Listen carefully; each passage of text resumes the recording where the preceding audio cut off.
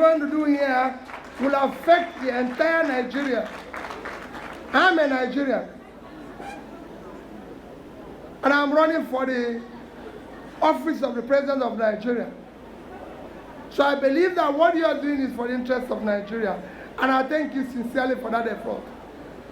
I didn't know, and our chairman or vice chairman told me I was going to make a statement. I was actually expecting an interactive section, but I'll try and make the statement and then go to the interactive section.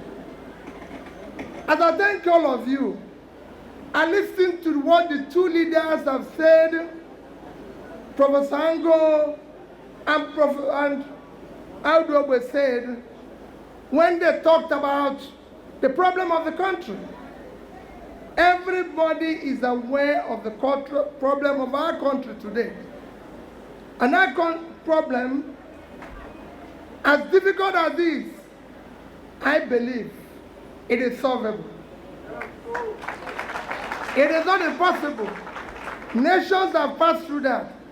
Today our country have qualified as a failed state because they have made the two ingredients of what a failed state is all about. The two major ingredients: when you are no longer in control of your territory, and when you are no longer in control of your economy. We are no longer in control of these two. So we've qualified for it. And that has produced its own results. Because people ask me, how did we get here? What is happening here? I said, no country will not go through what we are going through today. If you have about 100 million people living in poverty, you are bound to have crisis. If you have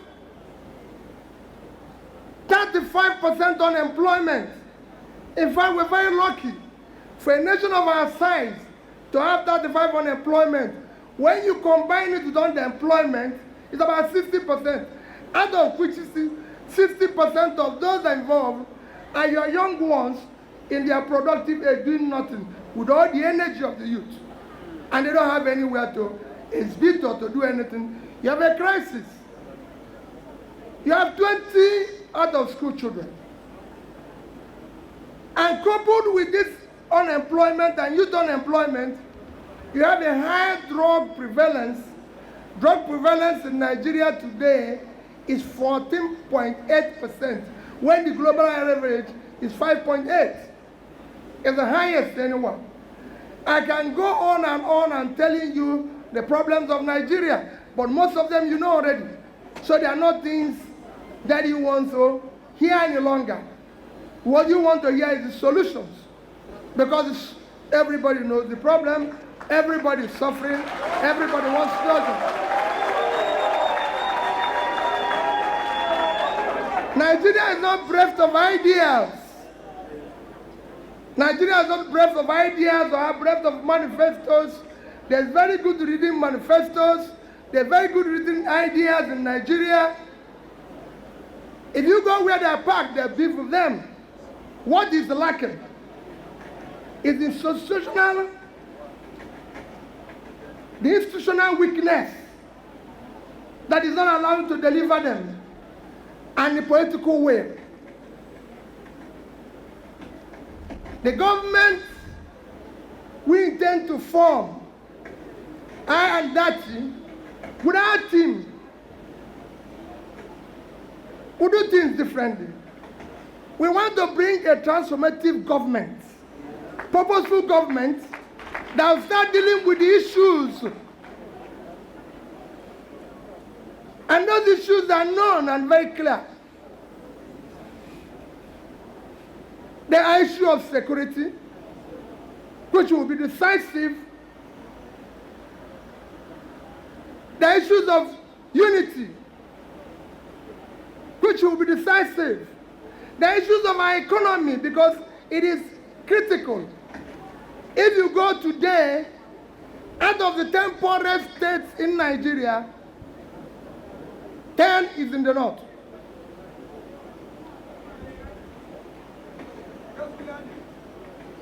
Out of the out-of-school children, it is in the north that they have the highest out-of-school children in the global earth, northern Nigeria. In terms of school kidnapping, it is the highest in the whole world. But when you look at what is happening globally today, the greatest need of the world, the greatest assets,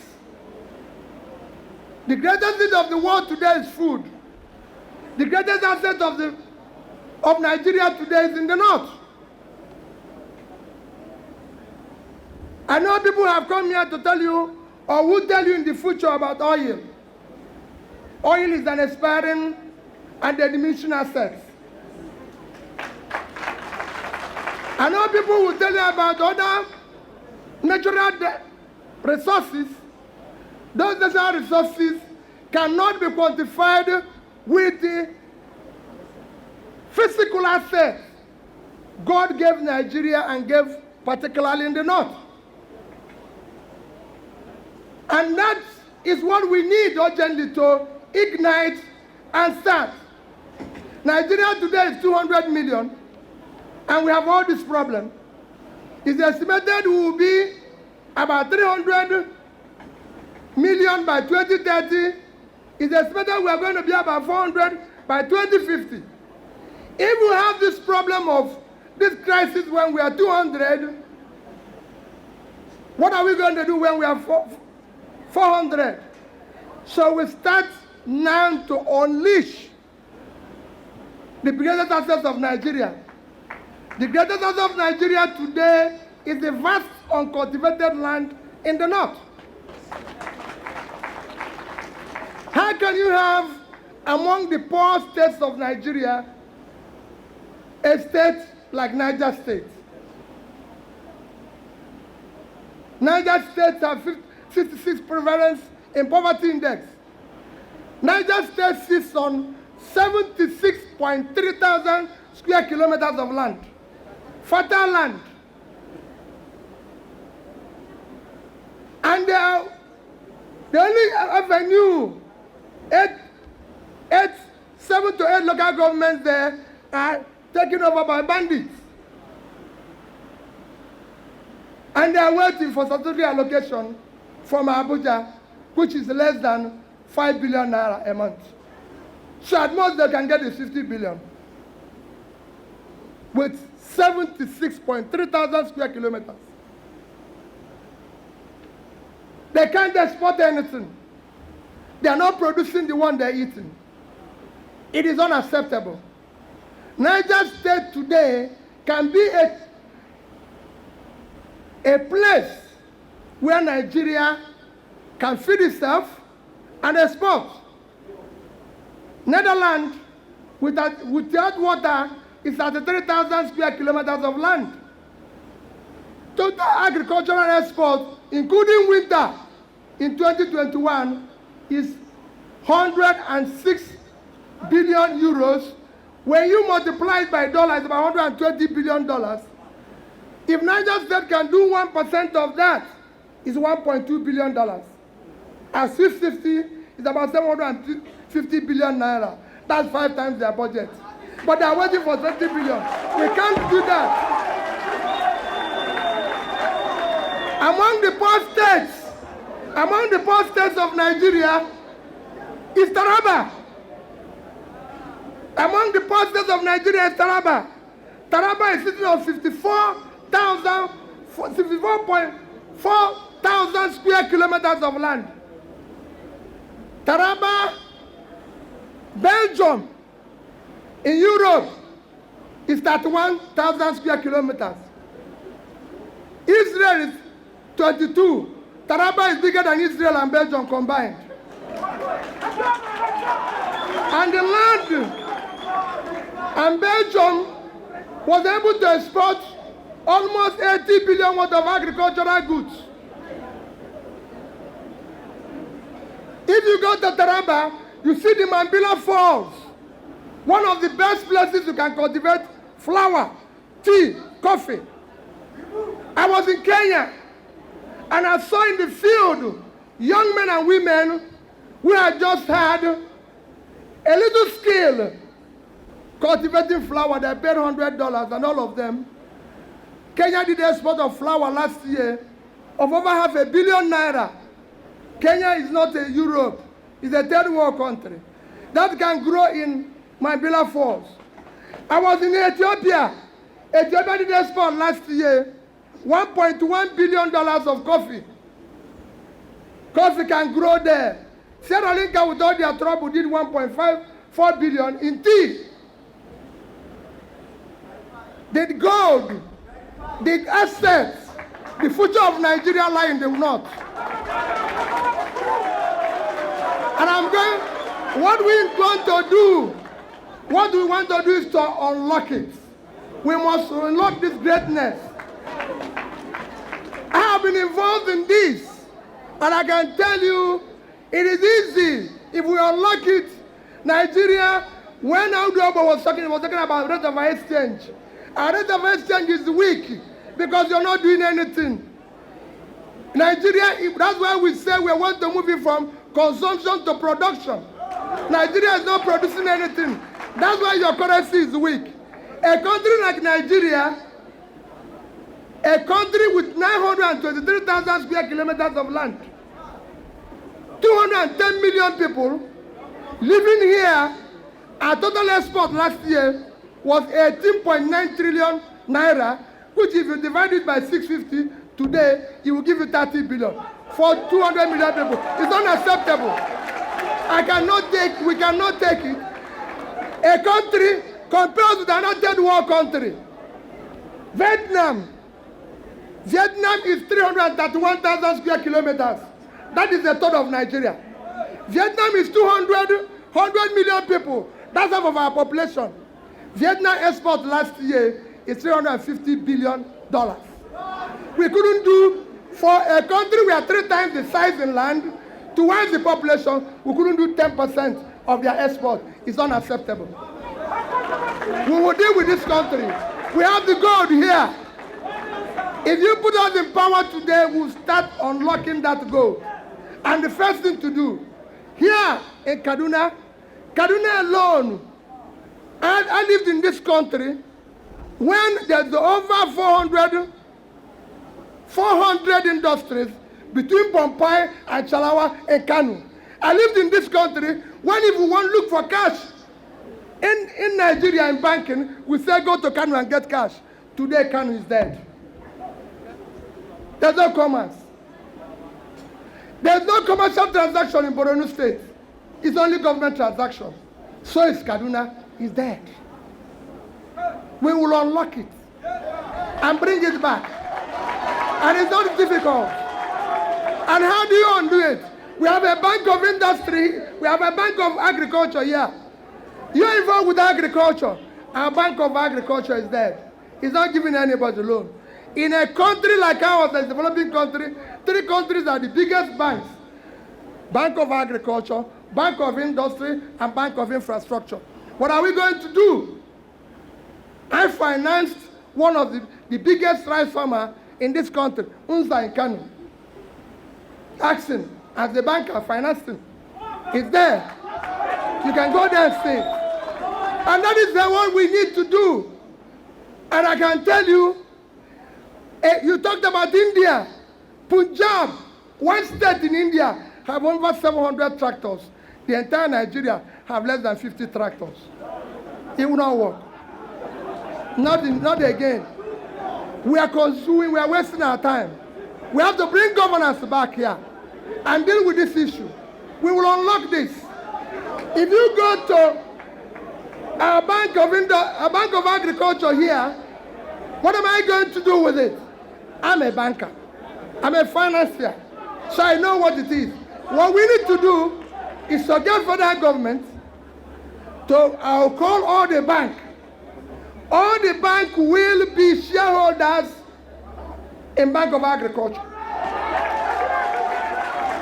Federal government will put their money, all the state will put their money, it will be #1 bank in Nigeria, and will lend money directly to genuine farmers. Not fake. We must return our people to farm. I know the things we'll do before that, but we must deal with that. It is easy. It is not difficult. We must make sure that inputs are available. Our research centers are not working today. India produces variety of rice, about 100 every year. Our research centers produce 1 in 5 years. It won't work. We will get it to work. We will bring governance back to what it used to be when you had 1 to 1. We will deal with things. But I know that the North is worried and they're talking about insecurity. Yes, it is a problem. And I've told you, it's number one thing we will deal with decisively. We will make it responsive and responsible. We're not going to take chances. We will put some people there. We will make them work. If they don't work, they go. They're not going to stay one day. We will deal with corruption inside it. We will deal with that corruption that is inside the security system. We will call on partners because we need to secure the country. We want locals and everybody to come back. We will increase the police personnel because the number today is low. Egypt, with 100 million people, have over 1 million police. Nigeria, with 200, have only 325,000 police personnel, out of which about 75 is following us. So 250. It will not work.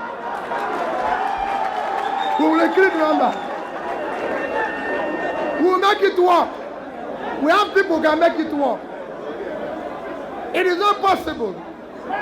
We have what it takes. I can tell you we will secure this country.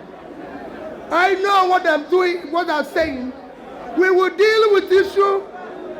When we deal with the issue of insecurity, then we start pulling people out of poverty. The more you pull people out of poverty, the more you reduce criminality. When people are hungry, but they don't know where the next meal will come from, they'll become criminals. If you give them food, you reduce criminality. It's simple. It's been done in countries all over the world. You have different types of agitations today because we have a problem. Were they there yesterday? No. Yesterday the country was good. There was profit. There was something to share. So everybody was living peacefully. When there's nothing to share, there's problem. Because the only thing people share is profit. They don't share loss. In loss, they quarrel. That's where the country is today. We will bring back the country again. And we'll make it work. We will deal with other issues that are besetting our nation today. Issue of corruption. People have said they will fight corruption. If anybody says you fight corruption, let him tell you where the last opportunity he had to manage public money, how he managed it. Peter Obi was governor of Anambra State for 8 years. Go there and show me where their money is missing. I can tell you, I won #1 as MDG. The only thing Nigeria signed in year 2000, first minister there is MDG. It was MDG that China mainstreamed into the development agenda and was able to pull 439 million people out of poverty. It was MDG that India mainstreamed into the development agenda and put 269 people out of poverty. That is what Vietnam used to pull over 45 million people out of poverty. In Nigeria, we didn't do it, and we threw more people into poverty. But Anambra State was #1 when it ended. Despite being #1, go to our schools. Our schools was closed for 2 years. One of the candidates mentioned it, he said it everywhere. But today, go #1, we are #1, 2011, 12, and 13. You know, some of you, all I can say is, go and verify what we were able to do there. As governor of the state, I signed over 10,000 documents for CFOs. Go and ask if you see one land directly or indirectly allocated to P2B, come and stop campaigning. I left When I left the state, I left in Access Bank. It's a bank in Nigeria. I left in Access Bank $50 million and over 10 billion naira. I left in Diamond Bank $50 million and over 10 billion naira. I left in Fidelity Bank $50 million and over 10 billion naira. Until today, Anambra have never paid me 1 naira as gratuity or pension. I left 8 years ago. You can go and verify it. So if anybody said he would fight corruption, let him tell us how he managed public money before. I was chairman of Security and Exchange Commission. Go there and ask them whether one day I took sitting allowance or they gave me 1 naira. There are places. So if anybody said he's going to fight corruption, fighting corruption is easy. If you are not stealing, your wife and children are not stealing, those around you are not stealing, you're reducing by 70%. We will fight corruption. We will fight it to stand still. Today, people are stealing government money. People are stealing. Nigeria is the only country. Nigeria is the only country in OPEC that is not producing its quota, apart from Venezuela, because of sanctions. And why are we not doing it? Because our oil is stolen. Who can steal oil? Nobody here can steal oil. People stealing oil are people in government. For you to steal oil, a ship has to come in. Somebody will authorize that ship to come in. Somebody will authorize it to go out. It is not, oil is not sweet. You put it in your pocket. And the waste is too much. We have a deficit, a crippling deficit. We have a crippling deficit of our budget, and we are allowing people to steal our oil. It's unheard of. Between January of this year to 30th of April, Nigerian total revenue was 1.6 trillion. Our total expenditure was 4.7 trillion. We have 3.1 trillion deficit. And people are stealing our oil. It can't continue. We will stop it. Just to show you, and this is our deficit. Let me show you what we lost in 2 months in oil. In July, our total production was 1,083,000. That means every day we were losing 717,000. Multiplied by 31 days is 22,227,000. The average price of oil in that month was 110. If you multiply it, we lost $2,445,000,000. Let's just leave 750 and multiply with 550. It's 1,344,750,000,000 naira. That's what we lost in 1 month. In the month of August, it was worse. In the month of August, it was worse. We were producing 975,000 barrels. So we are losing 825. So over the 1 month, we lost 25 million barrels. At 100 naira average, we lost $2.5 billion, about 1.4. So in 2 months, Nigeria lost, we lost nearly $5 billion or equivalent of 2.8 trillion naira. Which country can operate like that? It cannot. We are paying subsidy. Subsidy is organized crime. There's no way Nigeria can consume the number of money we pay in our subsidy.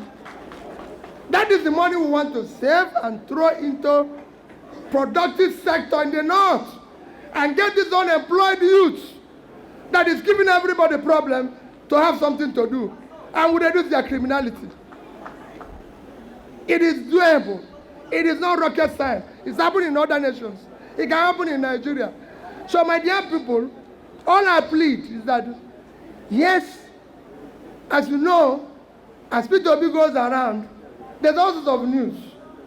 There's all sorts of things which I'm not here to defend A or B, but anything you want me to clarify, I'll clarify.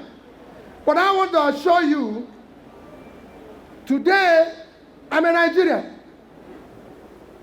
I believe in Nigeria. I want to give Nigerians hope. I want to ensure that if you say the North have the highest out-of-school children, I want to reduce it. I can deal with it. Why? Those children that decide they don't go to school have learned Quran. I work with these Islamic centers and malams to teach them skills.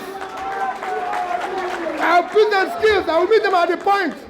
If they can learn Quran, they are very intelligent. And I'll teach them skills. And if I teach them skills, I'll support them because we're going to put money in micro, small businesses. They'll have a business to do. They'll have a future. And when we give them a future, we'll change them.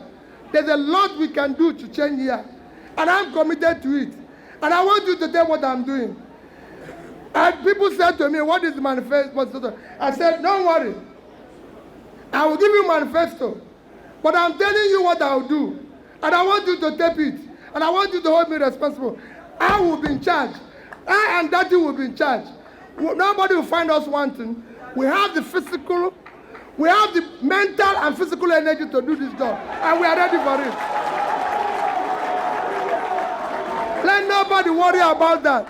I can tell you, we work as a family, we work as a team.